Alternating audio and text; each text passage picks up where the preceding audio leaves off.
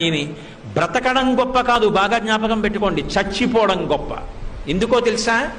బ్రతకడం ఎలాగైనా బ్రతుకుతారు.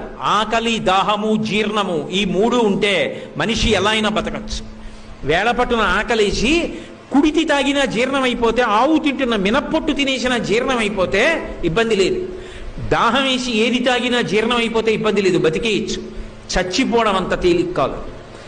మంచాన పడి తన మలమూత్రములను తాను విసర్జించలేకపోతే వాడు రోజు రోజు క్షణం క్షణం చచ్చిపోయినట్టే. ఆ మలమూత్రములు తన శరీరంలోంచి బయటికి వస్తే పురుగులు పుట్టి శరీరాన్ని కొరికేస్తుంటే సొంత భార్య కూడా కంపులోకి రాలేక, పనివాళ్లు కూడా చెయ్యక, గది తలుపులు వేసేసి కుక్కకి పెట్టినట్టు గిన్నెలో తీసుకొచ్చి అన్నం పెడితే తాను చేసిన పాపాలు జ్ఞాపకానికి వచ్చి కుమిలిపోతే రక్షించేవాడు ఉండడు. అనాయాసంగా